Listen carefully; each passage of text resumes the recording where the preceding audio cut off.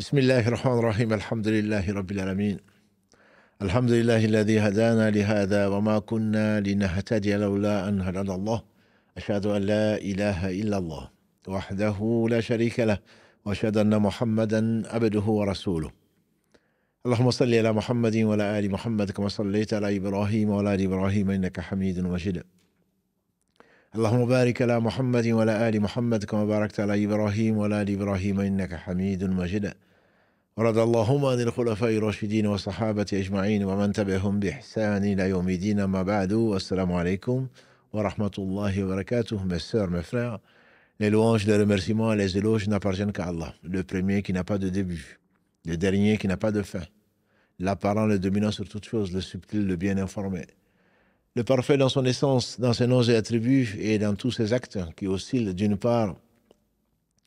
entre d'une part donc sa générosité, sa bonté, sa miséricorde et d'autre part son omniscience et sa sagesse. Nous le louons, nous revenons vers lui repentants, nous lui demandons protection contre les conséquences de nos péchés.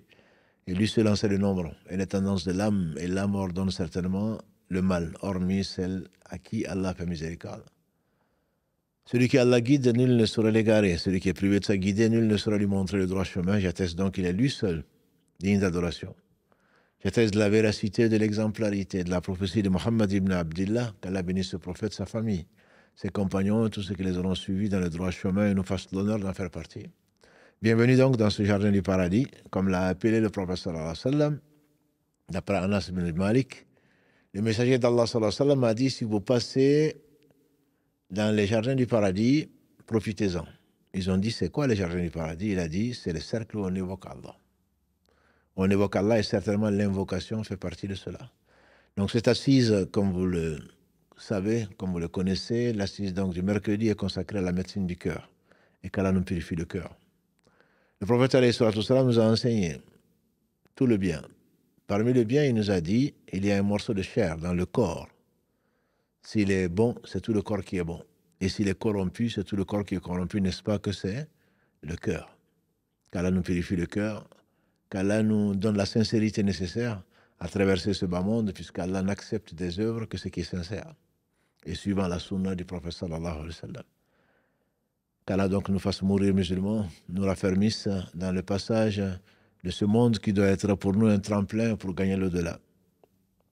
Nous avons commencé la semaine dernière donc une nouvelle série qui s'appelle le devoir d'invoquer Allah, subhanahu wa ta'ala.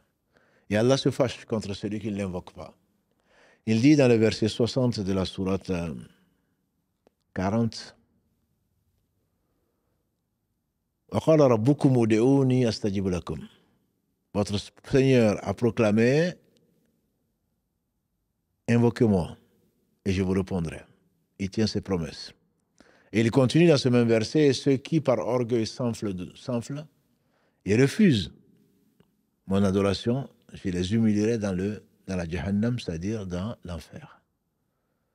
Quand autant l'homme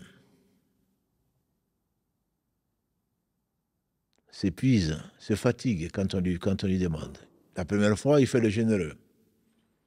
Allah, il est le seul généreux, le véritable généreux, celui qui donne avant même qu'on lui demande, qui lui donne plus que nécessaire. Mais si tu continues à demander à l'homme, il va finir par se fâcher. Il va finir par te fuir. Et Allah se fâche contre celui, comme nous l'a dit Abu Huraira, qu'Allah l'agrée, le prophète sallallahu alayhi wa sallam a dit, Allah se courrouce, Allah se fâche contre celui qui ne lui demande pas. Parce que quand tu ne lui demandes pas, c'est parce que tu ne le connais pas. Si tu le connais, tu sauras qui tu es. L'imam Hassan al-Basri, qu'Allah lui fasse miséricorde, on lui fait dire, celui qui connaît Allah, il connaît son âme. Et celui qui connaît son âme, il connaît Allah. Celui qui proclame, subhanahu wa ta'ala, dans la sourate Ghafir 35, verset 15. Ya ayyuhan nasu antumul fuqara ila Allah. Wallahu huwa al-ghaniyyul hamid. Ô vous les gens humains, vous êtes tous des indigents, des pauvres vis-à-vis d'Allah. Allah, c'est lui qui se passe de tout le riche et le digne de louange. Et Abu Huraira rapporte d'après le prophète sallallahu alayhi wa sallam ce qui a été consigné dans Ibn Hibban, qu'Allah lui fasse miséricorde, le vrai l'incapable, c'est celui qui est incapable d'invoquer Allah. Il est incapable d'invoquer Allah. Voilà le vrai incapable. L'incapacité n'est pas forcément physique. N'est pas toujours physique en tout cas. L'incapacité, c'est le fait de ne pas demander à Allah. En effet, non seulement il se fâche, mais en plus, il a promis de répondre. Et le pauvre n'est riche que parce qu'il sait qu'il peut s'adresser aux riches. Celui qui a déversé sur les univers, matin, midi et soir. Comme l'a dit le prophète sallam, n'as-tu pas vu qu'Allah a dépensé depuis qu'il a créé, et c'est lui qui a tout créé sans besoin? N'as-tu pas vu que la main droite d'Allah subhanahu wa ta'ala, et ses deux mains sont droites et bénies? N'as-tu pas vu que Allah détient tout dans la main droite? Il n'a pas cessé de dépenser depuis qu'il a créé. Et cela n'a rien amoindri à ce qu'il possède, subhanahu wa ta'ala. Donc l'invocation, dit le prophète sallam, d'après le hadith de Nu'man ibn Bashir, ce jeune que Allah subhanahu wa ta'ala a recruté, a préféré à bien nombre et qui était compagnon du prophète sallam, bien qu'il soit jeune, il dit que le prophète sallam a dit ad-du'a huwa al-ibada. Si tu veux connaître l'adoration, c'est l'invocation. Et la semaine dernière, on a essayé de montrer quelques mérites que les savants ont tirés du Coran et de la Sunna par rapport à l'invocation. L'invocation, il n'y a pas mieux. C'est la meilleure, dit Ibn Abbas Karalagré, c'est la meilleure œuvre. Et on a expliqué en fin de live, la semaine dernière, que tout est relatif. Quand on dit meilleur, ça ne veut pas dire que c'est meilleur que le Coran. Ça ne veut pas dire que c'est meilleur que la prière. Tout a sa place dans l'islam. Et comme Ibn Qayyim, qu'Allah lui fasse miséricorde, nous l'a enseigné, ne vois-tu pas que dans le recours, la prière vaut certainement mieux que le Coran et que le Coran vaut mieux, enfin, est une meilleure œuvre, a plus d'importance, c'est plus important que la lecture du Coran est plus importante que le dhikr en général, le rappel, et le rappel en particulier les invocations. Mais Allah a aimé, par la bouche de son prophète sallam, de dire que dans le recours et dans le soujoud, il a interdit de lire le Coran. Pourtant, c'est sa parole. Par contre, il a aimé que l'on le glorifie. Subhan Rabbi al-Azim, Subhan Rabbi al-Ala. Quand il y a la prosternation, il a aimé, parce que là où on est le plus proche d'Allah, c'est quand on est dans la prosternation et à la fin de la prière après le tashahhud, comme on nous l'a enseigné, et il a préféré le dua, l'invocation, parce que c'est là où on est le plus proche de lui. C'est là où on s'humilie. Devant qui? Devant celui à qui appartient tout ce qui est dans les cieux, tout ce qui est sur la terre. Les savants nous disent en réalité que tu dois te décharger de toute possession. Allah nous enseigne Walillahi ma fi samawati wa ma fil ard, entre autres versets 284 de la sourate al-Baqarah, entre autres. Walillahi ma fi samawati wa ma fil ard. Et dans le verset 190 de la sourate 3, Ali Imran, Allah dit Walillahi mulku samawati wal ard. La royauté des cieux et de la terre lui appartiennent. Qu'est-ce qui t'appartient, mon frère? Qu'est-ce qui t'appartient, ma soeur? Rien. Pourquoi nous tenons tant à ce bas monde? Pourquoi nous tenons tant? C'est à moi, c'est à moi. Qu'est-ce qui est à toi, fils d'Adam? Qu'est-ce qui est à toi? Rien. Tout appartient à Allah. C'est pour cela, n'est-ce pas, que quand Allah t'amène, t'éprouve par la perte, ce que tu pensais t'appartenir plutôt, d'un proche, de ce que tu aimes, qu'est-ce que tu dis? Inna lillahi wa inna ilayhi raji'un. Si ça pouvait te servir de leçon, de rappel. Certes, on appartient à Allah et à lui, on revient. Malgré que tu viens de le dire, est-ce que tu as vraiment pensé que tu appartenais à Allah? Alors si tu sais vraiment que tu appartiens à Allah, Allah ne t'a donné ça que comme une amana. Il t'a confié ça, il le reprend. D'ailleurs, qu'Allah bénisse Sulaym, la mère d'Anas ibn Malik, quand Allah l'a éprouvé avec un fils, et Allah seul sait qu'est-ce que c'est qu'un enfant pour une mère. Qu'Allah bénisse nos mères et nos épouses.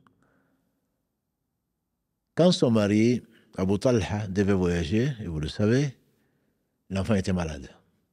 La mère ne dort pas, même quand l'enfant n'est pas malade. Elle se soucie quand l'enfant est absent. Quand l'enfant même est en train de s'amuser, elle n'entend plus son bruit, elle craint pour cet enfant. Et c'est une des sagesses pour lesquelles Allah subhanahu wa ta'ala a décrété que l'on doit être excellent avec ses pères et mères. Verset 23 de la sourate 17, وَقَضَى رَبُّكَ أَلَّا تَعْبُدُوا إِلَّا إِيَّاهُ وَبِالْوَالِدَيْنِ إِحْسَانًا. Ton Seigneur a décrété que vous n'adorerez que lui et de l'excellence vis-à-vis de père et mère.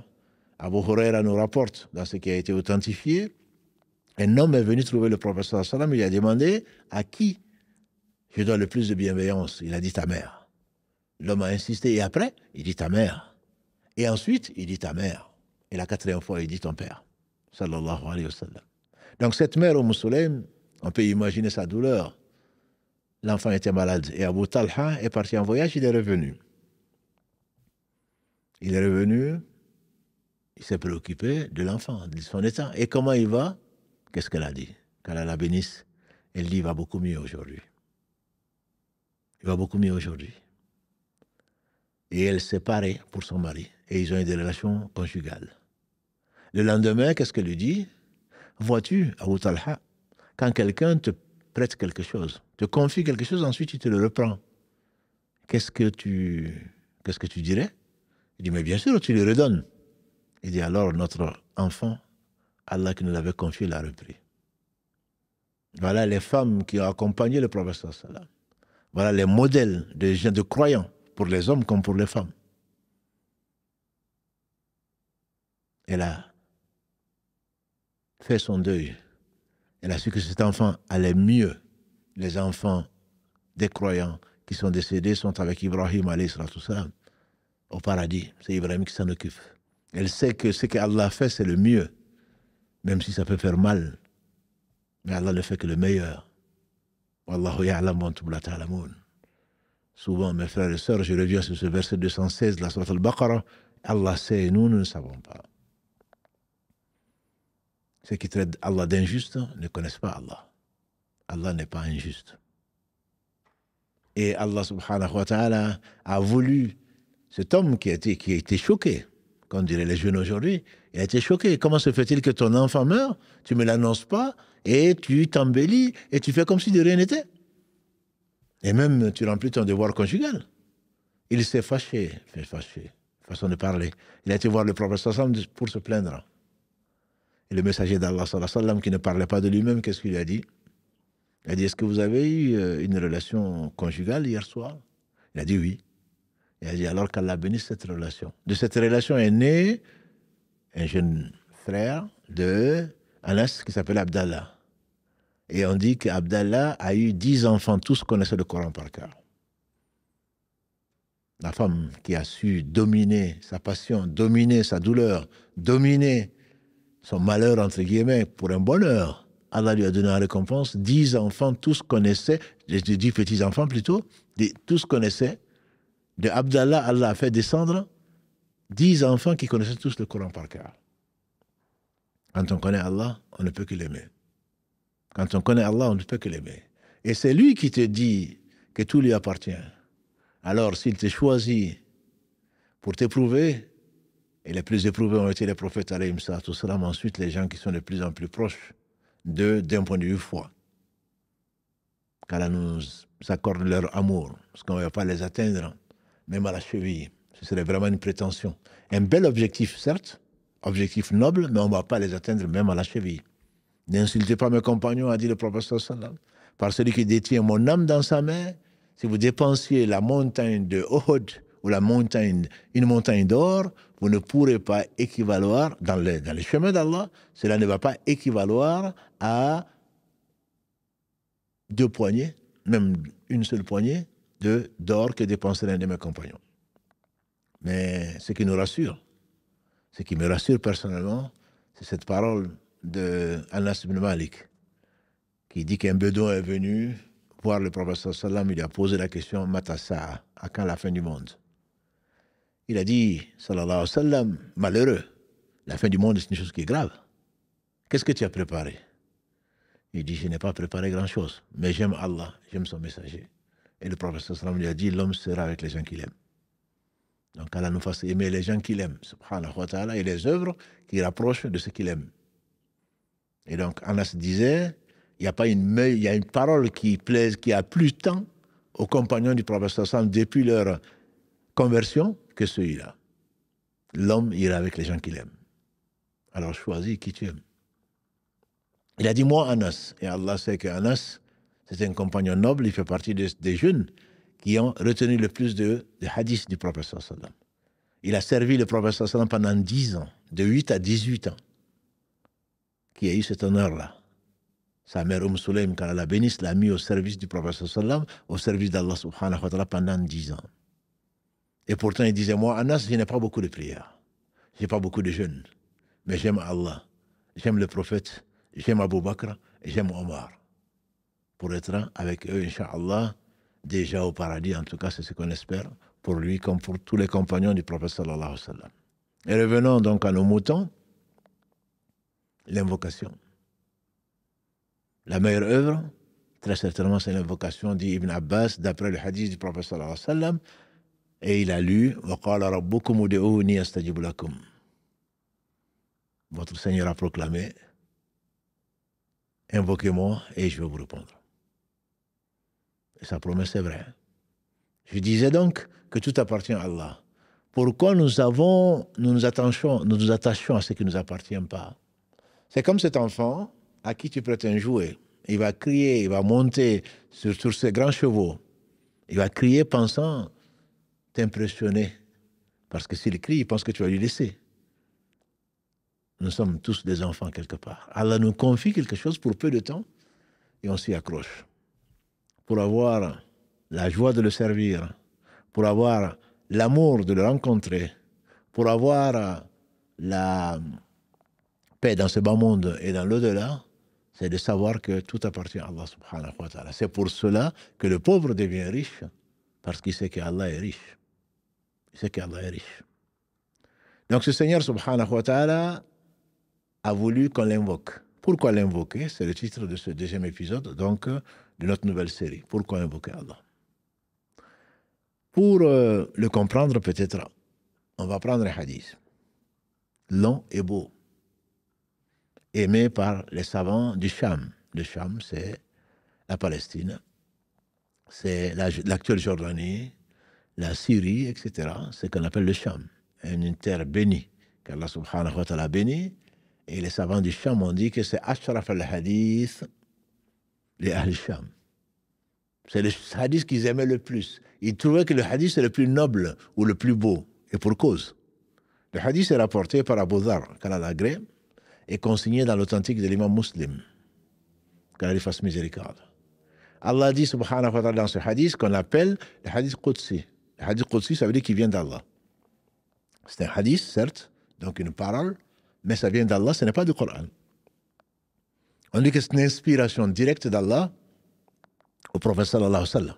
Mais ce n'est pas par l'intermédiaire de l'ange Gabriel, et on ne le lit pas dans une prière. Celui qui lit dans une prière hadith Qudsi, sa prière est nulle. Et parmi les hadiths Qudsi, il y a ceux dont la chaîne est authentique, et il y en a d'autres dont la chaîne est faible. Ça ne veut pas dire que la parole est faible. Non, ça veut dire simplement que ça ne remplit pas les conditions qu'Allah subhanahu wa ta'ala a voulu imposer pour pouvoir authentifier les hadiths du prophète sallallahu alayhi wa sallam. C'est lui qui a dit, d'après Abu Dhar, votre Seigneur subhanahu wa ta'ala a dit. Donc ce sont ceux-là qu'on appelle les hadiths Qudsi, et en comparaison donc aux hadiths qui ne sont pas Qudsi, c'est-à-dire qu'on appelle les hadiths Nabawi. C'est-à-dire, le prophète sallallahu alayhi wa sallam a dit, et s'il l'a dit, c'est que c'est vrai. Comme le dit Abu Bakr, qu'Allah l'agrée. S'il a dit, c'est que c'est vrai. Le tout, c'est de savoir est-ce que cette chose a été authentifiée ou pas. S'il a été authentifié, s'il a été prouvé que le prophète sallallahu alayhi wa sallam l'a dit, c'est que c'est vrai. N'a-t-il pas dit que Constantinople va devenir musulman? Et on l'appelle aujourd'hui Istanbul. Comment il aurait pu le savoir? Allah dit dans la sourate 53, versets 3 et 4, « Wa ma yantiqu anil hawa, in huwa illa wahyun yuha » Il ne parlait pas sous l'effet de la passion. Ce n'est qu'une révélation révélée. Et il dit, subhanahu wa ta'ala, dans la sourate Al-Hashr, 59, verset 7, « Wa ma atakumur rasulu fakhuduhu, wa ma nahakum an fantahu, wa taqullah. Inna allaha shadidul iqab. » Il dit ce que le messager vous apporte, prenez-le. Pourquoi tu prétends croire à ce qu'il t'a apporté comme Coran et tu doutes, et tu mets en cause, et tu oses refuser et refuter sans science ce qu'Allah subhanahu wa ta'ala lui a confié, l'a inspiré. Il ne parlait pas de lui-même. Pourquoi alors tu dis Ashhadu an la ilaha illallah wa ashhadu anna Muhammadur Rasulullah wa ashhadu anna Muhammadan abduhu wa rasuluh. Son serviteur, il n'est pas Dieu. C'est un serviteur, il a un seigneur. Abd, Abdullahi wa rasuluh. Wa rasuluh, ça veut dire quoi? Ça veut dire que c'est un messager. Et il appartient wa ma ala rasuli illa al-balagh.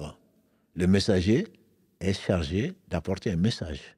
Alors si tu crois au Coran, pauvre coraniste, tu ne peux pas ne pas croire à la sunna du prophète sallam qui a été authentifiée. Walillahi alhamd. Et donc, Allah subhanahu wa ta'ala a voulu laisser au prophète sallam ce hadith, qu'on appelle le hadith Qudsi de Abu Dharr, consigné dans l'authentique de l'imam Muslim, qu'Allah lui fasse miséricorde, un des deux référents, ou une des deux références des musulmans, des croyants, en matière de hadith. Après le Bukhari, un élève d'Al-Bukhari, qui lui-même est un élève de l'imam Ahmad.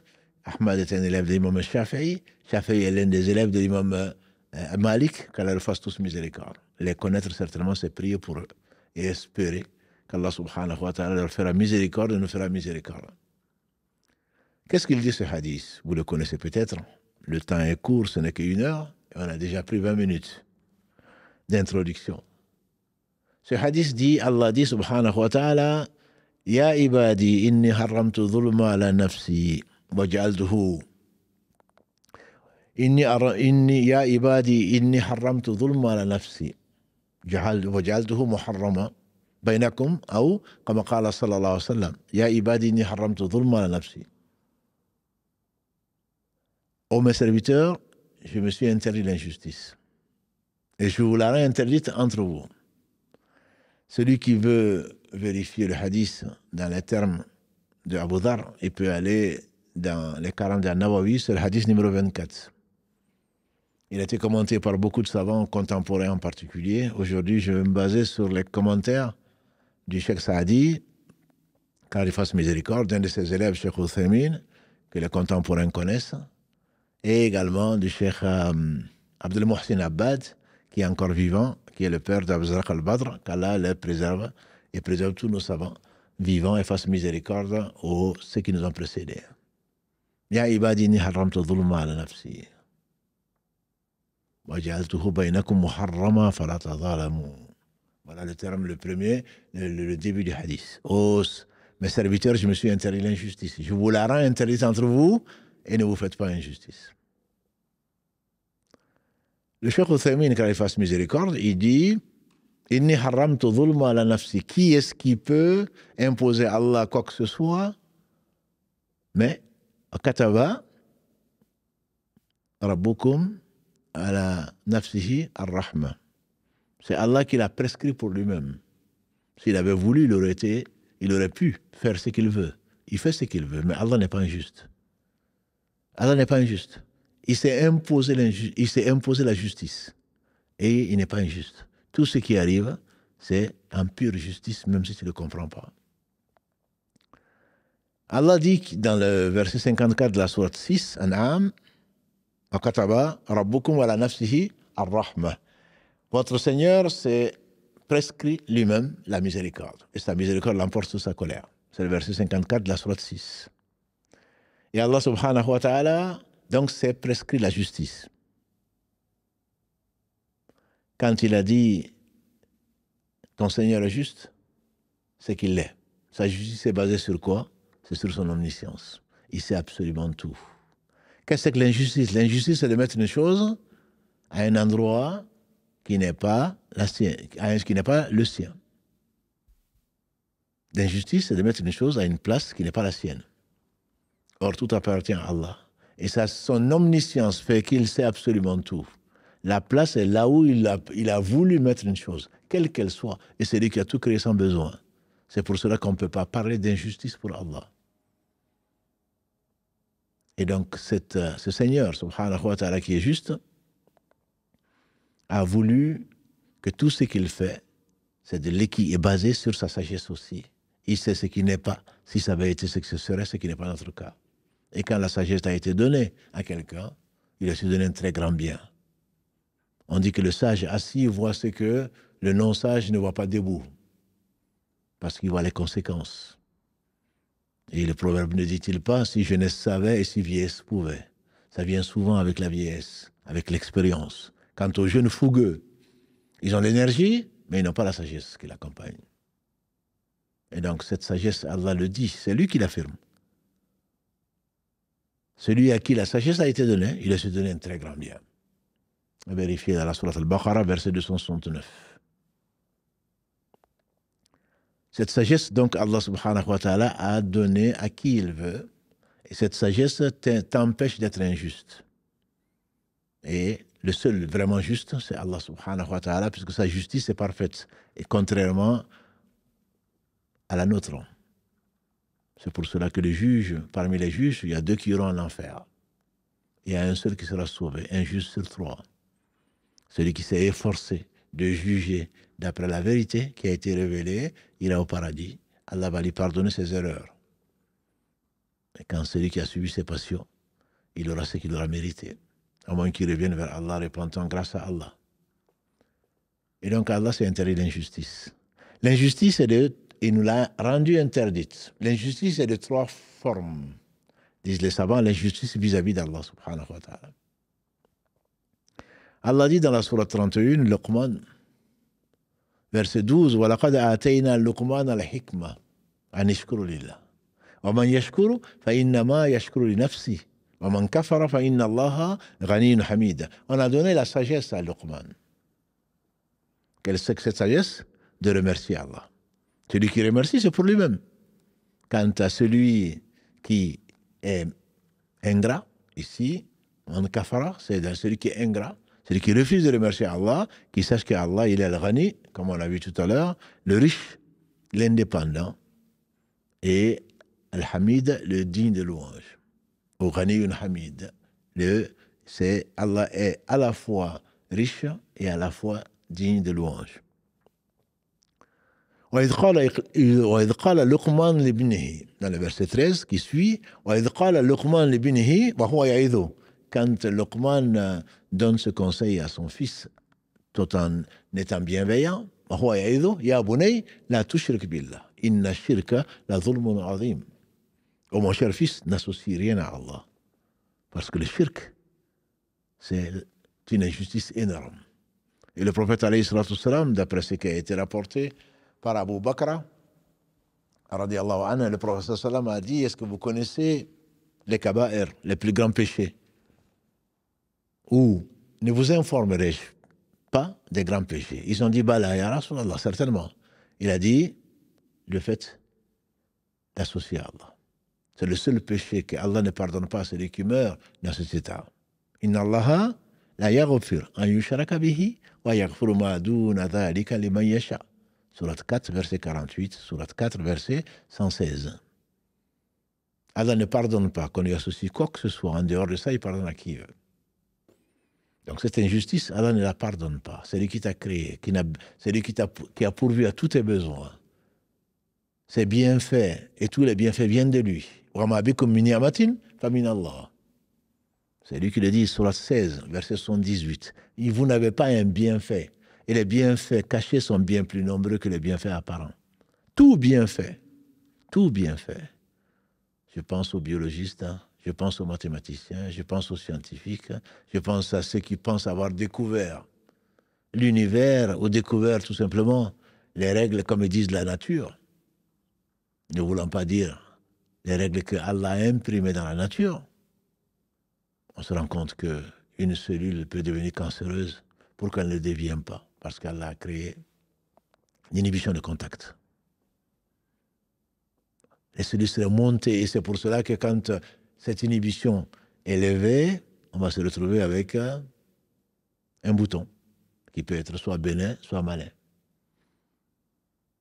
On a besoin d'ions, de potassium comme de calcium. Tout ça, on peut l'avoir dans les analyses biologiques, mais on ne s'en rend pas compte.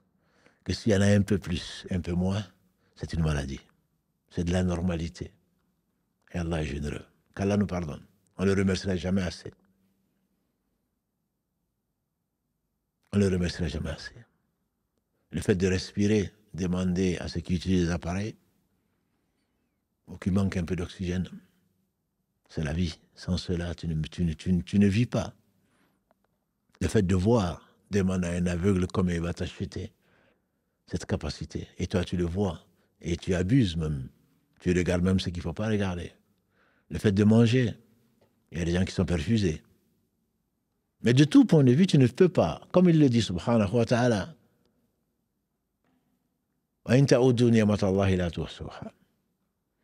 si vous vous mettez à compter, essayer de dénombrer les bienfaits d'Allah, vous n'allez jamais y arriver. Dans la sourate 14, Ibrahim, verset 34, et dans la sourate 16, An-Nahl, les abeilles, verset 18.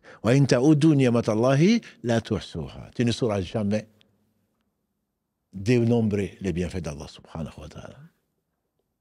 Pourtant, malgré cela, l'homme, voilà un ingrat. Voilà un ingrat. Et donc, Allah subhanahu wa ta'ala est généreux. Que dis-je? Il est, par excellence, le grand donateur. Il est celui qui a tout créé sans besoin et celui qui contrôle absolument tout.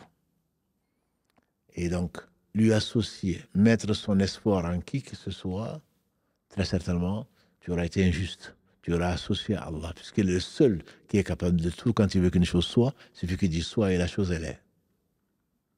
Pourquoi tu vas chercher le secours ailleurs?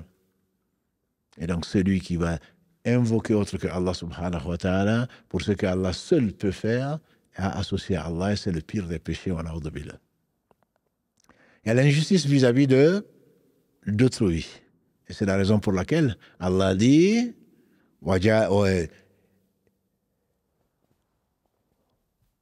Inni haramtu dhulma ala nafsi wa jazu bainakum muharrama fala tadhalamu. Je me suis interdit l'injustice, je vous ai rendu interdite entre vous et ne vous faites pas injustice. Pourquoi? Parce que c'est Allah a donné à tout un chacun des droits qu'il faut respecter, ma sœur. Des droits qu'il faut respecter, mon frère. Musulmans, non-musulmans, les animaux, les djinns, tout le monde, Allah a donné à chacun des droits. C'est pour cela que tu ne peux pas castrer le chat, parce que tu veux un confort. C'est pour cela que tu ne peux pas enfermer ton chat. J'ai dit même le chat. Le professeur nous a informé qu'une dame est en enfer à cause du fait qu'elle a séquestré la chatte. Non seulement elle n'a pas donné à manger, à boire, elle a privé de la liberté qui a conduit donc à la mort de la chatte, et elle est en enfer à cause de cela. Le droit de qui que ce soit, le droit de quoi que ce soit, doit être respecté. Parce que c'est Allah qui a défini les droits et les devoirs. Fût-il contre ton ennemi, il a quand même ses droits. Et Allah ne va pas t'interroger sur tes devoirs, sur tes droits, il va t'interroger sur tes devoirs vis-à-vis de tout un chacun. Donc cette injustice, Allah a voulu et a rendu des choses sacrées, comme l'a dit le prophète sallallahu alayhi wa sallam. Dans ce hadith, notamment sa dernière année, ou la dernière année de sa vie, son dernier pèlerinage, qui est le seul en fait pèlerinage, Allah, et le prophète nous a enseigné que le sang, l'honneur et les biens sont interdits. La première chose, le premier conflit, le premier différend qui sera tranché au jour du jugement dernier sera sur le sang. L'honneur, Allah subhanahu wa ta'ala l'a rendu sacré. C'est pour cela qu'il a interdit de médire, de calomnier, etc., etc., comme on peut le trouver entre autres dans la sourate 49. Versets 12 et 13 en particulier, Allah insiste et compare cela au fait de manger la chair de son frère qui est mort. Bien sûr qu'on en a horreur. Tout droit que l'on prend de qui que ce soit, ça devient une injustice. Et Allah a rendu notamment le sang extrêmement précieux. Et il a dit, c'est pour cela, dans la sourate 5, verset 32, c'est pour cela qu'on a interdit aux fils d'Israël, ou plutôt qu'on leur a intimé, celui qui tue une âme sans raison, c'est comme s'il avait tué l'humanité entière. Et donc, les musulmans ne sont pas là en train de s'entretuer ou de tuer qui que ce soit. Ils ne sont pas là pour ça. Ils seront jugés sur ça. Et quand tu prends l'âme d'un croyant, comme Allah le dit, avec une insistance telle, même un homicide involontaire, chez Allah, c'est énorme. Même un homicide involontaire. Si tu veux t'en rendre compte, lis les versets 92 et 93 de la sourate 4 An-Nisa, la sourate les femmes. Souvent, je la cite avec la sourate 16. Tellement d'enseignements dans ce Coran, notamment dans ces deux sourates. 92, 93 de la sourate 4, Allah insiste sur le fait que celui qui fait un homicide involontaire d'un croyant, il faut qu'il libère un esclave, qu'on n'en trouvera que très peu, grâce à Allah subhanahu wa ta'ala. Et ensuite, de payer le prix de sang, qui, aujourd'hui, depuis hier d'ailleurs, en Arabie, était 100 chameaux. Et celui à la fin, comme Allah le dit, si c'est même avec un peuple qui n'est pas, avec qui vous avez un traité, et c'est pas un peuple de musulmans, lui, les croyants, Allah spécifie les conditions jusqu'à ce que celui qui ne peut pas payer le prix de sang se doit de jeûner 2 mois consécutifs. Et ça, c'est quelque chose d'extrêmement important. Et c'est pas seulement les droits, ce ne sont pas les seuls droits plutôt. Les biens sont sacrés. L'honneur est sacré. La lignée est sacrée. La religion est sacrée. La vie est sacrée. Ce sont 6 choses sur lesquelles, les maqasid de charia, la charia est venue, a été descendue, pas pour ce que l'on pense, malheureusement pour ce que l'on dit souvent sur l'islam. La charia est venue pour assurer, pour garantir ces droits de tout un chacun. Et ça devient l'injustice. Atadruna man al-muflis, a dit le prophète sallam, ce qui a été rapporté par l'imam muslim. Est-ce que vous connaissez l'insolvable? Ils ont dit l'insolvable parmi nous, c'est celui qui n'a pas de dirham, il n'a pas de mata, il n'a pas d'argent et puis il n'a rien. Il n'a pas de maison, il n'a pas de chevaux, il n'a pas de bestiaux. Et dit non, l'insolvable de ma communauté, c'est celui qui viendra au jour du jugement dernier avec beaucoup de prières, beaucoup de jeûnes, beaucoup de bonnes actions. Il a frappé un tel, insulté tel autre, pris le bien de tel autre. Alors, on va prendre de ses prières, de son jeûne, du reste, et on va le donner aux gens qui ont été injustement traités. Et s'il n'en a plus, on va prendre des péchés de ces gens, on va les mettre dessus, ils tombent à l'enfer. Ça, c'est l'injustice. Allah pardonne. Il y a 3 types, dit Ibn Qayyim, 3 types d'injustice. Une injustice qu'Allah ne pardonne pas. C'est celui qui meurt en lui associant quoi que ce soit. Une injustice que Allah peut pardonner entre lui, et c'est la 3e catégorie d'injustice, c'est vis-à-vis de soi-même. Quand le meilleur des compagnons du prophète sallallahu alayhi wa sallam disait Allahumma inni zalamtu nafsi zulman kathiran kabira zulman kathiran kabira wa la yaghfiru dhunuba illa anta faghfir li maghfiratan min indika warhamni innaka antal ghafurur rahim. Abu Bakr Siddiq a demandé au prophète sallallahu alayhi wa sallam, enseigne-moi une invocation que je vais dire dans mes prières. Il a dit, oh Allah, j'ai été injuste vis-à-vis de moi-même. Outragement injuste vis-à-vis de moi-même. Et beaucoup. Pardonne-moi, parce que personne ne peut pardonner si ce n'est toi. Le prophète Yunus, on connaît son doigt, La ilaha illa anta subhanaka inni kuntu minaz zalimin. Ça c'est vis-à-vis de soi-même. J'ai été injuste vis-à-vis. Ça c'est un prophète qui dit ça. Injuste vis-à-vis de soi-même. Donc la 3e catégorie, Allah la pardonne à qui il veut. Et il a fait descendre 1/100 de sa miséricorde, dont procède toute miséricorde dans ce bas monde, et il a gardé 99 en dévers de lui au jour du jour dernier pour nous pardonner les injustices qu'on s'est faites à nous-mêmes.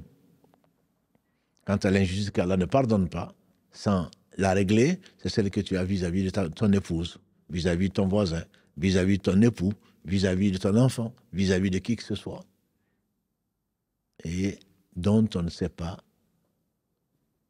donc on n'a pas réparé. Ça, si j'insiste dessus, c'est parce qu'on est injuste. Nous sommes tous injustes. Si Abou Bakr dit qu'il est injuste, que dira alors de nous? Si Omar dit que j'aurais dépensé le ciel, j'aurais dépensé la terre et tout ce qu'elle contient, si j'en avais les moyens, avant de rencontrer mon Seigneur, contre son châtiment. Si Aïcha, notre mère, disait j'aurais préféré ne pas avoir existé avant de rencontrer mon Seigneur parce qu'il les redoutait, parce qu'il les connaissait. Subhanahu wa ta'ala. Donc il faut vraiment faire l'examen de conscience et se focaliser sur son cœur et ses œuvres plutôt que de regarder, comme on le fait dire à Jésus, la paille dans l'œil du voisin et laissant donc la poutre qui est dans notre œil. On regarde souvent ce qui ne va pas chez les autres. On ne voit pas vraiment ce qui ne va pas chez nous. Bref, Allah dit subhanahu wa ta'ala dans ce très beau hadith, et le temps déjà est compté, et je m'en excuse, ce qui nous amène dans notre sujet, pourquoi invoquer Allah. Allah dit, ô mes serviteurs, ya ibadi, vous êtes tous égarés, sauf celui que je guide, demandez-moi la guider, je vais vous guider. La guider, disent les savants, est de 4 types. Je ne vais pas rentrer dans les détails aujourd'hui. C'est ce qui, naturellement, Allah guide, que ce soit l'oiseau, que ce soit la fourmi, que ce soit l'abeille, que ce soit qui que ce soit, les instincts vers ce qui lui est utile. Et on ne saurait certainement pas en parler une nuit entière. Chacun d'entre nous. Ne vois-tu pas que l'oiseau quitte son nid le matin en laissant ses oisillons aller chercher de la nourriture et revenir, faire des kilomètres et des kilomètres et revenir, pas aller, ne se trompe pas de nid. Il va retrouver le nid où elle a laissé ses oisillons pour les nourrir. Ne vois-tu pas que la fourmi qui va prendre un seul grain va arpenter des chemins tortueux pour revenir et le mettre à l'abri? Elle ne s'est pas trompée de fourmilière. Connaître Allah, c'est vraiment l'aimer. Et on me parle le hasard. Ça, c'est une guidée qui concerne tout ce qu'Allah a créé, et c'est lui qui a tout créé sans besoin. Il y a une guidée qui concerne les hommes et les djinns, tous. Allah nous a envoyé par miséricorde les prophètes. Il a gardé et conservé le livre, en particulier le Coran. Surat 15, verset 9, Inna nahnu nazzalna dhikra wa inna lahu lahafidhun. C'est nous qui avons fait descendre le rappel, le Coran, c'est nous qui nous chargeons de le garder. Et il n'y a peut-être pas de plus grand bienfait. Et c'est la sagesse pour laquelle Allah nous a dit de jeûner le mois de Ramadan. On est en train d'en parler, alhamdulillah, les samedis pour parler de ce jour énorme, ce lundi, où Allah subhanahu wa ta'ala a choisi Muhammad sallallahu alayhi wa sallam, lui a envoyé Jibril avec la première sourate 96. C'était un jour énorme. Je ne dis pas que c'est un jour de fête. C'était pendant le mois de Ramadan. C'est pour qu'on remercie Allah. Hudan linas, wa bayinat min al-huda al-furqan. C'est une guidée pour les gens. Et un critère de distinction entre le mal et le bien. Si on se met à essayer de dénombrer les bienfaits d'Allah, on n'y arrivera jamais. Vous êtes tous égarés sauf celui que je guide. Et de cela, Allah a montré la guidée à tout un chacun. Pour ceux qui disent, si Allah m'avait guidé, lis la sourate 41, verset 17. Wa amma Thamoud, quant au peuple de Thamoud, les anciens Arabes, on les a guidés. Ils ont préféré l'aveuglement, la cécité à la guidée. Personne ne peut demain dire Allah ne m'a pas guidé. Il a envoyé des prophètes, il a envoyé des livres, il t'a envoyé en toi-même ce que tu te permets de voir. Je vous rappelle qu'Ibrahim, quand il a cassé les idoles, les gens qui adoraient les idoles, quand ils sont venus, ils ont dit, bien sûr, c'est nous qui sommes des injustes. Chacun en nous-mêmes sait qu'Allah l'a guidé, même si, par orgueil, on a refusé de reconnaître Allah subhanahu wa ta'ala et sa toute-puissance. Et dans cette guidée-là, il y a 2 types. Al-Hidayat al-Irshad, c'est ce que viennent montrer les prophètes. C'est ce à quoi Allah fait allusion dans la sourate Al-Baqarah, verset 185. Shahru Ramadan alladhi unzila fihi al-Qur'an, hudan linnas wa bayinat min al-huda wal furqan. C'est pendant le mois de Ramadan que le Coran a été révélé pour guider les gens. Ça, c'est ce qu'Irshad, montrer le chemin. Voici ce qu'Allah aime. Voici ce qu'Allah n'aime pas. Et voilà les conséquences de vos actes. Et qui est Allah? Tout ceci, c'est Allah qui guide tout un chacun, homme et djinn, vers le droit chemin. Mais pour pouvoir l'emprunter, ça ne dépend qu'Allah. Le prophète alayhi salatu wassalam n'a pas de pouvoir dans ça. Guider qui il veut, il aurait souhaité. Il a même souhaité qu'au moins son oncle soit guidé. Allah lui a révélé le verset 56 de la sourate 28. Al-Qasas, il lui dit quoi? Innaka la tahdi man ahbabt, walakin Allah yahdi man yasha. C'est pas toi qui guide, hein, qui tu aimes, c'est Allah qui guide qui il veut. Ça, c'est at-tawfiq. La réussite de la guidée, la foi, Allah la donne à qui il veut. Il en prive qui il veut, après avoir guidé tout un chacun. Allah est juste. Allah est juste. Et donc cette guidée, demandez-moi de vous guider, je vais vous guider. Sans guider où tu vas, sans guider dans cette vie, Ne parlons pas de l'au-delà. C'est peut-être une des sagesses pour lesquelles Allah demande aux adultes, en tout cas, aux pubères, de prier. Et il a imposé de réciter 17 fois par jour, minimum, dans les rak'ah, 17 fois par jour, Ihdina as-sirata al-mustaqim. C'est la plus grande, c'est la meilleure des invocations, l'invocation la plus précieuse. Guide-nous dans le droit chemin. Il détaille ensuite, sirata alladhina an'amta alayhim, le chemin de ceux que ce que tu as comblé de tes bienfaits, non pas de ceux qui ont encouru colère, ni des égarés. 17 fois par jour, on demande à Allah. Les savants ont expliqué peut-être pourquoi. Parce que tu es un peu guidé, tu aimes encore plus de guider. Mais la guidée, elle peut même aller dans l'inspiration. Moussa, alayhi salatu wassalam, quand il a causé un homicide involontaire et que la cour de Pharaon l'a poursuivi et le cherchait pour le tuer, qu'un homme est venu l'avertir, dans la sourate 28 encore, verset 22, il a demandé à Allah subhanahu wa ta'ala de le guider. De le guider. Et il a été à Madian. Il n'y a pas de hasard, c'est là où il a rencontré son futur beau-père, où il s'est marié, et il est revenu à son retour qu'Allah l'a guidé vers le feu, et Allah s'est manifesté à lui, subhanahu wa ta'ala, il a choisi comme prophète. Il n'y a pas de hasard. Même cette guidée-là, cette inspiration vient d'Allah subhanahu wa ta'ala. Et la guidée vers le bien, et certainement vient d'Allah subhanahu wa ta'ala. Et donc, cette guidée, demandez-moi de vous guider, je vais vous guider. C'est une miséricorde d'Allah, c'est une demande d'Allah, c'est une promesse d'Allah. Vous êtes tous égarés. Allah ne dit-il pas au prophète sallallahu alayhi wa sallam, Allam yajidaka yatiman fa'awa wa wajadaka dhallan fahada. On t'a trouvé orphelin et on t'a mis à l'abri, on t'a trouvé égaré et on t'a guidé. Et donc, demandons la guidée, on la demande où? Surtout dans la prière, surtout dans la Fatiha, avec la sincérité nécessaire. Vous êtes tous égarés. Allah nous avertit, on est tous égarés. Sauf celui que je guide, demandez-moi la guider. Et il n'y a pas mieux que la guider. Autrement, Allah nous aurait incité à demander autre chose. On ne se fatigue pas de demander la guidée à Allah. Celui qui est guidé, disait le prophète, Man yahdihillahu fahuwa al-muhtad, wa man yudlil fala hadiya lahu.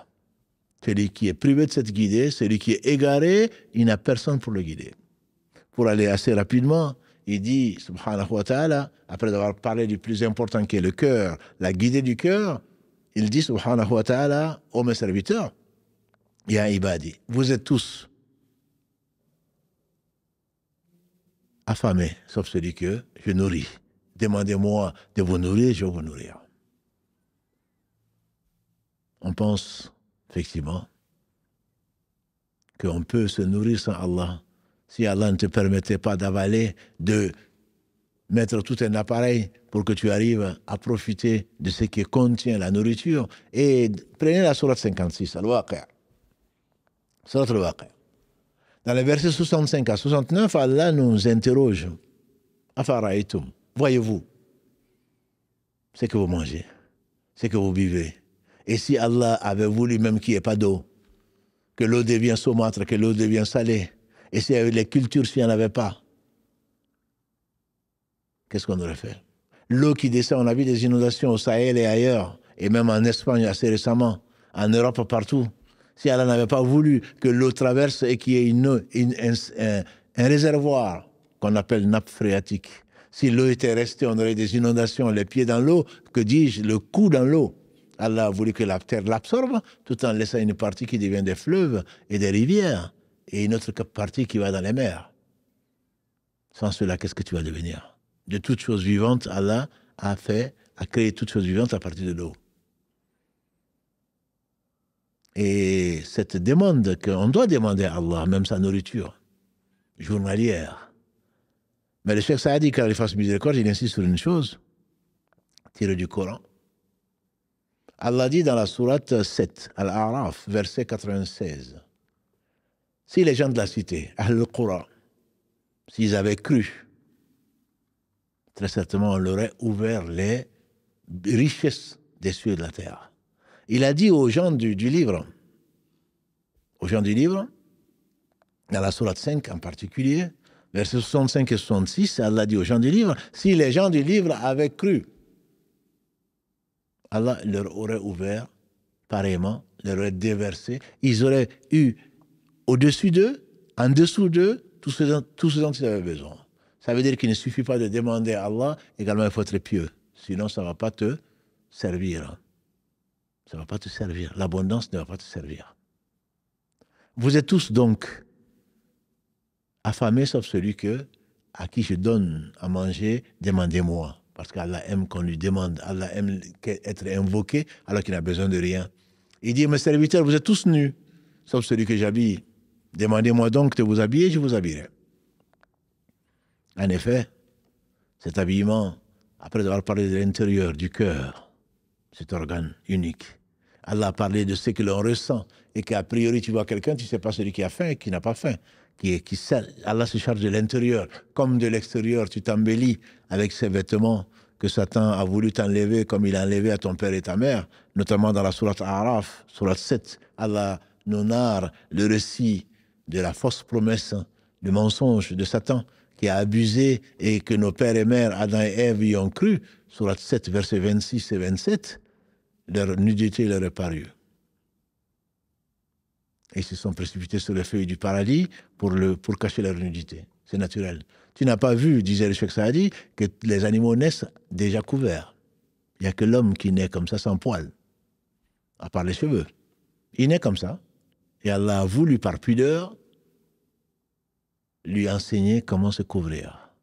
Et quand il a désobéi à Allah, Adam alayhi salam et son épouse, Allah a laissé voir ce qui est la cause de leur perte. La désobéissance à Allah amène donc une nudité, même si elle n'est pas forcément physique, une nudité. Et c'est pour cela que les prophètes, alayhi salam, de ce qu'ils ont enseigné à leur peuple, tous, disait le prophète salam, c'est que si tu n'as pas de pudeur, fais ce que tu veux. Mais le meilleur vêtement, c'est la piété, comme dit Allah subhanahu wa ta'ala. C'est la piété. Après le libas, at-taqwa. Oh, mes serviteurs, vous êtes tous nus, sauf celui que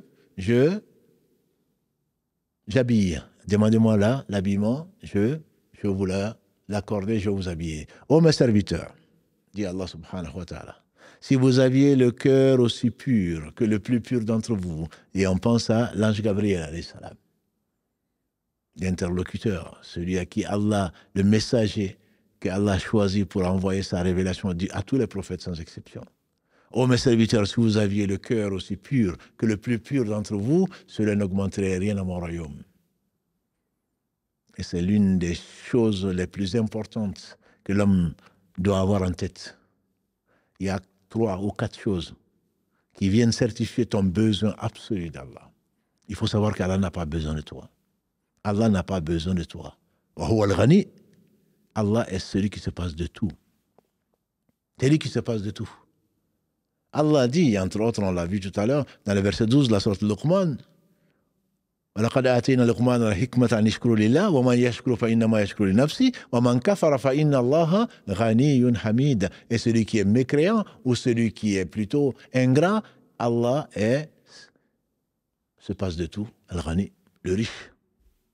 Al-Hamid, digne de louange. Allah dit dans la sourate 39, verset 7, In takfuru, fa inna Allah ghaniyun ankum wa la yarda li ibadihi al-kufr. Si vous êtes ingrat, Allah n'aime pas l'ingratitude. Wa in tashkuru, Allah dit, wa in takfuru fa inna Allah ghaniyun ankum wa la yarda li ibadihi al-kufr. Wa in tashkuru yardahu lakum. Et quand vous le remerciez, Allah l'accepte de vous et l'agrée de vous. Dans la sourate Ibrahim, sourate 14, verset 7 et verset 8, وَيَتَأَذَّنَ رَبُّكُمْ لَإِنْ شَكَرْتُمْ لَأَزِيدَنَّكُمْ وَلَإِنْ كَفَرْتُمْ إِنَّ عَذَابِي لَشَدِيدٌ.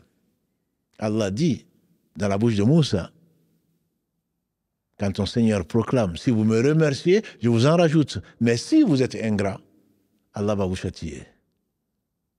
وَقَالَ مُوسَى إن تكفروا ومن في الأرض جميعا فإن الله لغني حميد. Et Moussa a proclamé, alayhi salatu salam, Moïse,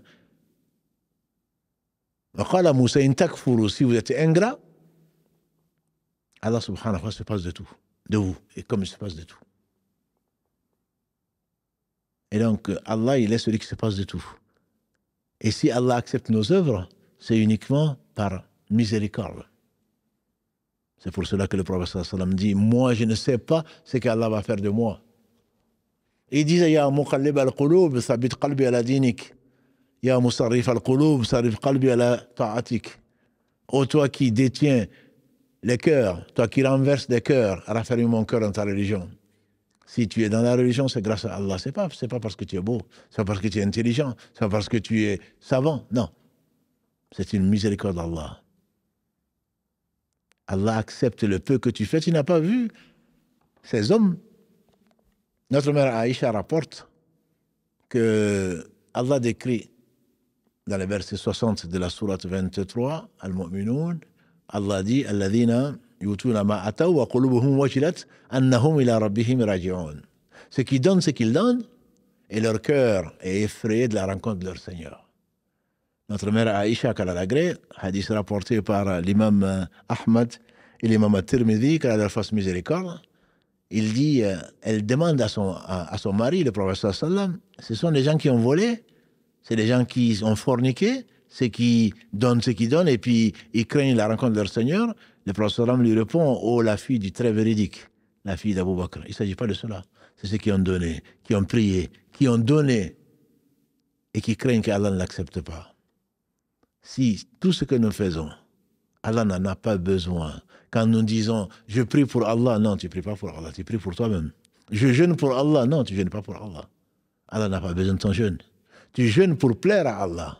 Tu pries pour plaire à Allah. C'est pour cela que la semaine dernière, on a parlé de l'invocation d'adoration. Deux types d'invocation. L'invocation de demande, Ya Allah, oh Allah, donne-moi ceci, oh Allah, préserve-moi de cela. Ça, c'est connu. Et l'invocation d'adoration, je prie pour que Allah soit satisfait de moi et qu'il me donne, entre autres, son agrément et récompensé par le paradis. Donc tu invoques Allah en pratique par tes pratiques d'adoration. Allah se passe de tout. Et s'il accepte quoi que ce soit, c'est par pure faveur. Omar ibn Khattab, quand il a été assassiné, avant qu'il ne meure, un jeune homme que nous connaissons tous, qui s'appelle Abdallah ibn Al-Abbas, cousin du prophète sallam, de son oncle, fils de son oncle Al-Abbas, qui dit au Amir al-Mu'minin, le chef des croyants, tu as accompagné le prophète sallam, il a été satisfait de toi. Tu as accompagné Abu Bakr, il a été satisfait de toi. Tu as gouverné cette nation et les gens ont été satisfaits de toi. Il a dit,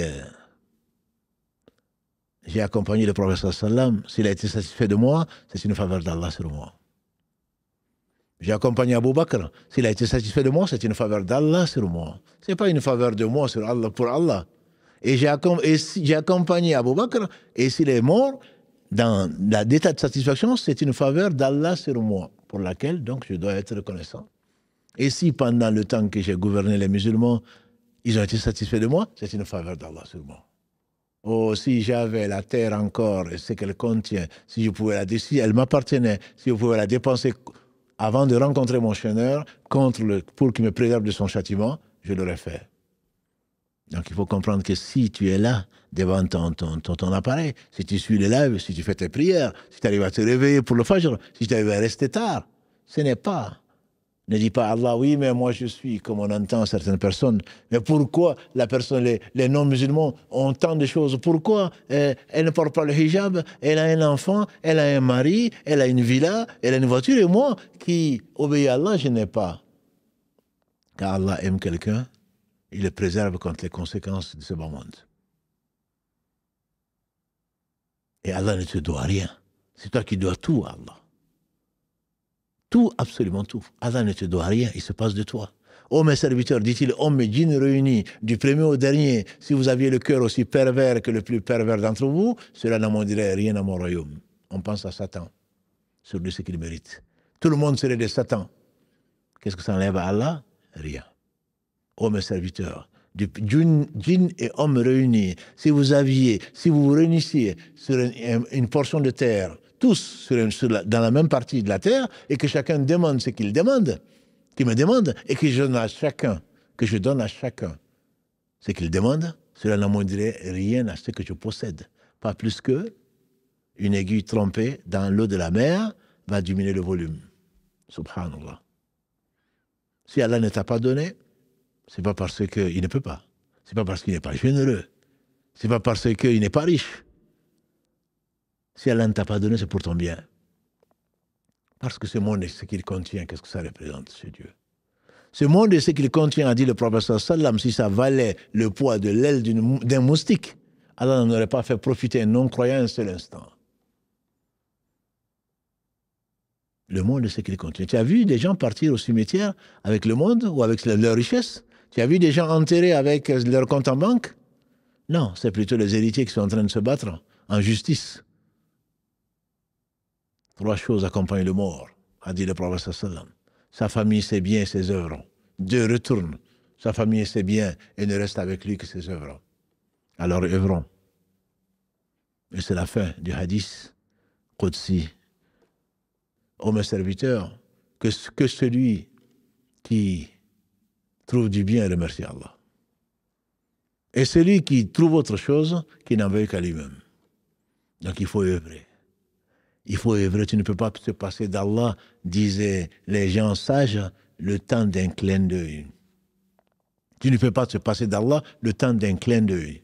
Si Allah t'abandonne à toi-même, et c'est d'ailleurs un des doigts du prophète sallam, Ya Allah, ne me laisse pas à moi-même le temps d'un clin d'œil. Taraf al-ayn. Le temps d'un clin d'œil. Si Allah t'a abandonné, tu es perdu. Et donc, si tu n'invoques pas ce Seigneur, subhanahu wa ta'ala, il va se fâcher contre toi. Si tu n'invoques pas, subhanahu wa ta'ala, si tu ne l'invoques pas, qui tu vas invoquer? Des choses qui ne savent ni créer, ni faire mourir, ni faire vivre, ni servir à quoi que ce soit. Ils ne se servent pas à elles-mêmes. Les gens sur qui tu comptes, qui sont-ils? N'as-tu pas vu de quoi ils ont été créés? N'as-tu pas vu leurs besoins comme les tiens? Comment tu vas demander à un pauvre ce qu'il n'a pas? Et on est dessus, forcément. Tu es souvent dessus. Et la cause, elle est là, ma sœur. La cause, elle est là, mon frère. Il y a certains compagnons du prophète sallam à qui il a fait attester, il a fait plutôt sermenter, serment d'allégeance, de Béya, parmi lesquels, tu sais qui? Abu Bakr. Parmi lesquels, tu sais qui? Abu Dhar. Parmi lesquels, Athawan, car elle les agrée tous. De ne rien demander à personne. Il les a fait prêter le serment d'allégeance de ne rien demander à personne, au point que, quand leur fouet tombait et qu'ils étaient sur leur monture, ils redescendaient pour aller le prendre. Nous, aujourd'hui, c'est « donne-moi ça, même pas s'il te plaît ». On dirait que c'est nous qui avons créé les gens. Donne-moi ceci, donne-moi cela. Télécommande. Depuis l'entrée du magasin ou depuis l'entrée de ton garage jusqu'à ton lit. Tout vient à toi. Et comment tu veux penser à Allah? Si Allah prive les uns et les autres, si le prophète sallam était couché sur une natte et on voyait les traces de la natte sur son corps, Omar ibn Khattab, quand il a vu ça, il a pleuré. Il a dit, Ya Rasulallah, quand je m'imagine que les grands de ce monde dorment sur des lits surélevés et toi sur une natte, qu'est-ce qu'il a répondu? Ya Omar, est-ce que tu ne veux pas que ce monde soit pour les gens, pour ces gens-là, et que l'au-delà soit pour nous? Alors contente-toi de ce qu'Allah t'a confié. Et remercie Allah de ne pas être à la place de ceux-là qui ont oublié Allah. وَلَا تَكُونُوا كَالَّذِينَ نَسُوا اللَّهَ فَأَنْسَاهُمْ أَنفُسَهُمْ أُولَٰئِكَ هُمُ الْفَاسِقُونَ. Verset 19 de la sourate 59, Allah dit, ne soyez pas. وَلَا تَكُونُوا كَالَّذِينَ نَسُوا اللَّهَ. Ne soyez pas comme ceux-là qui ont oublié Allah. Allah a fait qu'ils sont oubliés eux-mêmes. Voilà les pervers. Voilà les pervers. Car elle nous préserve des conséquences de nos péchés. Si tu n'invoques pas Allah, il se fâche contre toi. Si tu n'invoques pas Allah, c'est que qui va t'apporter la guider? Qui va t'apporter de quoi manger? Qui va t'apporter de quoi te couvrir? Qui va t'apporter ce que tu demandes? Et Allah, il est le seul riche. Et nous sommes tous des pauvres. Nous sommes tous des pauvres. La richesse, la vraie richesse, ma soeur, c'est pas moi qui le dis. C'est le meilleur des hommes, sallallahu alayhi wa sallam. Il dit la vraie richesse, c'est la richesse du cœur. Voilà les riches. La vraie richesse, c'est la richesse du cœur. Tout appartient à Allah et tu n'as pas à t'accrocher à ces choses matérielles que tu vas de toute façon laisser. Tu n'as pas à les demander, tu n'as pas à espérer d'autre qu'Allah. Le prophète l'enseigne à qui? À un jeune qu'on dit qu'il avait 14-15 ans. Ce même cousin, Abdallah ibn Abbas. Quand tu demandes, demande à Allah. Quand tu demandes secours ou protection, demande-la à Allah. Là, tu vas te retrouver avec une base solide qui ne déçoit jamais. Allah n'a jamais déçu. Tu n'es peut-être pas assez patient, mais Allah n'a jamais déçu. Allah a répondu, même après les siècles.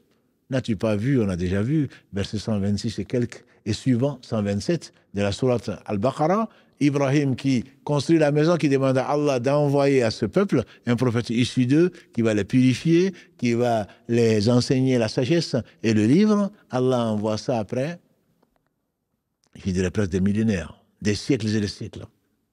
Si on dit qu'Ibrahim était né en Chaldée au 19e siècle, 19 siècles plutôt avant Jésus, et que Mohammed sallallahu alayhi wa sallam est né, qu'on estime en 570 de l'ère grégorienne, donc il y a au moins 2 siècles. Allah n'a pas oublié, Allah n'oublie pas.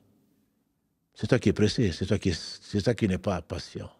Personne n'a invoqué Allah sans qu'Allah ne réponde. En tant que musulman, a dit le prophète sallallahu alayhi wa sallam. Personne n'a invoqué Allah si Allah ne lui répond au moins 2 façons, dans une version 3 façons. Sans que la demande ne soit pas quelque chose un péché ou de couper le lien de parenté, le lien de sang. Soit Allah te le donne, soit Allah te donne l'équivalent, soit Allah te le garde. Ou Allah t'enlève un mal équivalent qui t'était destiné. Voilà notre Seigneur, le seul qu'il faut invoquer, voilà pourquoi peut-être l'invocation c'est vraiment l'adoration. Qu'Allah subhanahu wa ta'ala nous enseigne ce qui nous sera utile, qu'il nous fasse profiter de ce qu'il nous a enseigné, qu'il bénisse le meilleur des hommes, Muhammad sallallahu alayhi wa sallam, celui par qui Allah a ouvert les yeux à l'aveugle, il a guidé l'égaré, il a fait miséricorde à l'humanité, aux univers. Wa ma arsalnaka, dit Allah, verset 107 de la sourate Al-Anbiya 21, verset 107. Wa ma arsalnaka illa rahmatan lil alamin. On t'a envoyé ya Muhammad sallallahu alayhi wa sallam comme miséricorde pour qui? Pas pour les croyants seulement, pour les univers.